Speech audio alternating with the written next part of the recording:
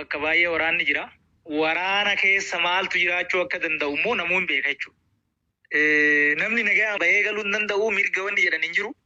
Ammoo gamaa gamanaa wal ajjeesus obboleeyyanuma. Obboleeyyan kaleessa wajjin qabsoo godhee jijjiirama fidee torra immoo wal ajjeesu jira. Uummanni keenya waggaa 5 du'aa ture haga meeqa akka du'e lakkoofsaan meeqa akka du'e illee lakkoofnee harkaan qabnu jechuudha. Oromiyaa keessatti waan bara kamuu ta'ee hin beeknetu amma ta'uu jira jechuudha. Akka bakka bu'aa uummataa tokkotti baay'ee nama dhukkubsa. Madaan isaa baay'ee gaffagoodha. Mariin mootummaa Itoophiyaa fi waraana bilisummaa Oromoo gidduutti Taanzaaniyaatti marsaa jalqabaallee marsaa lammaffaallee tureera. Maaliif hin hirmaanne ministeera nagaan ilaallatu ture dhimmi kun? Dhimma nageenyaa seerri nuuf kenne labsiin lakkoofsi 1263 muraa 2014 dhimmi nageenyaa himaammanni isaa maal isaa nu laallata jechuudha. Haa ta'u immoo namni hirmaate ministeera haqaati. Ministeera haqaa mariin nageenyaa ilaallata ka jedhu hin qabu. Maal jennaan yoo amma abbaan tokko waan irratti waliigale kana boru dide namni silaa dubbii kana seeraan laalu ministeeruma haqaati. Ofii dhattee marii nagaa gootee teechee deebitee immoo boru akkamitti ija seeratiin abbaa balleessee himachuu dandeecha. Hirmaannaa kana silaa nutu dhaquu qaba. Ministeera nageenyaati nuyi kan Piriitooriyaas hin dhanne kan Daree Salaamis hin dhanne quba hin qabnu hin dhageenye kana eenyutu godhaa maaliif akka godhu hin beeknu jechuudha. Kun sirriidhas jennee immoo naman.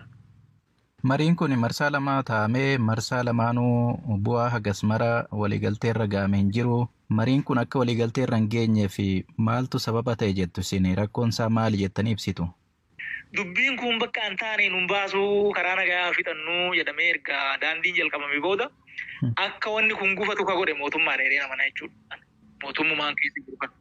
Sababni isaa immoo sababa lama. Tokkoffaa mootummaan an keessa jiru kun ani mataan kiyya jaallan keenya kabiraa wajjin rakkoo keessa jirraa teenyee mari'annee furmaata goona jedhee anuu namni wajjin jiru irra deddeebiin kadhannaan mariidhaaf banaa miti manni. Marii qajeeltoo irratti hundaa'e. Waan rakkoo hiiku ka dhugaa irratti hundaa'e waan akkanaa kana gochuun hin barbaadamu. Nama waliin dhahanii gogowwoomsaniituma darbuutu barbaadama. Tokko amala kana qabu mootummaan kiyya kun. Lammaffaa immoo namichi amma marroo waraana gaara jiru warra waboo hoogganu kuni qilleensa mootummaan to'atu keessatti bakka dubbiin kun haa dhumu yoo mootummaan illee na dha'e haa du'u jedhee riiskii fudhatetti gaara keessaa bahee xayyaaraan Taanzaaniyaa deema.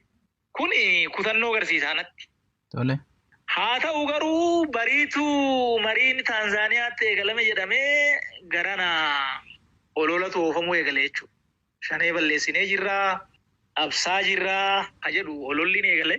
Ololli eegaluu qofa odoo hin ta'in waraanni bakka jiru hunda waan dur hin jirretu kanaa deebi'ee waraana waggaa 5 hin dhumin yeroo marii san keessatti fixuudhaaf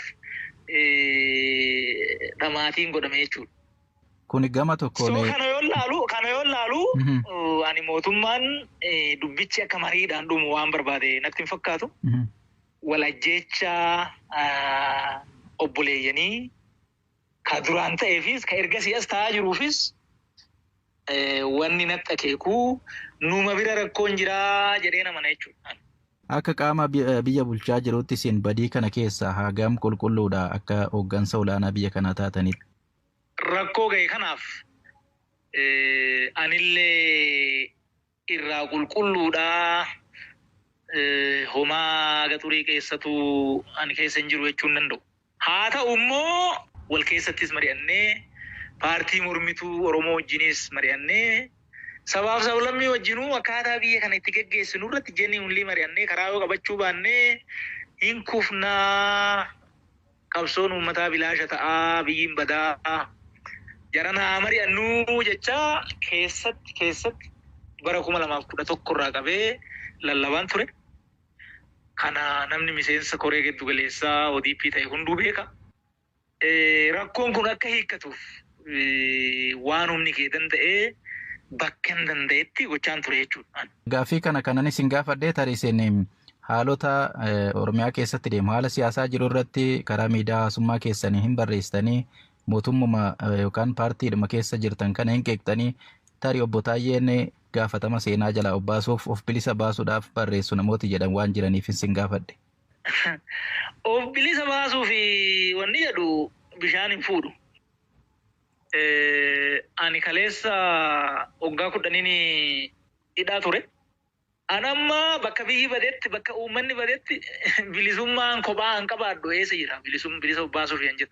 Kan biraa egaa mariin kun fashalaa'ee booda tarii mootummaan ibsa baasee ture keessumattuu mootummaan naannoo Oromiyaa waraana marii dide kanaa fi humnaan dadhabsiisnee dirqamsiisnee gara mariititti deebisnaa ka jedhu waraanaan rakkoo kana gara furuutti kan akeeku wayii ibsa bahee ture tarii rakkoon kun ammallee mootummaan waraanaan furuudhaaf yaada waan qabu kan akeeku furmaatii dhufuu danda'a gama waraanaatiin.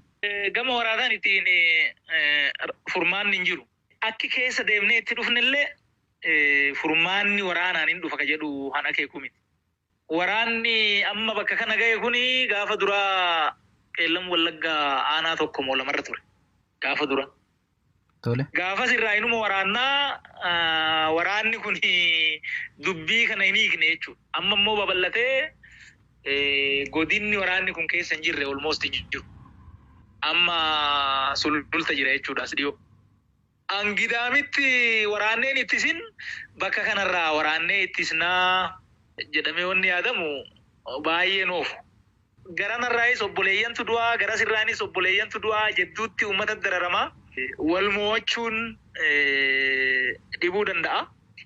Uummanni keenya boqotuu bara baay'ee rakkatee bara baay'ee gatii kaffalee bakka isa gayaa waraanaan dubbiin odoo ka dhumuuti silaa qaata dhumaan dhumne ammoo seenaan Itoophiyaatis kan agarsiisaa. Silaa waraanni naga buusee Itoophiyaa caalaa wal waraansa waliinii keessa ka ture biyyi kamuun jiru garuu immoo ammas nagaan qabnu. Nagaatu dubbii fixa malee waraanni dubbiin fixuu nagaan fiduu kanaafuu araara barbaachisaa ka jedhu ejjennoon kiyya. Gaaffii fi deebii addatti obbo Taayyee waliin taasifnee guyyaa biroo isiniif dhiyeessina.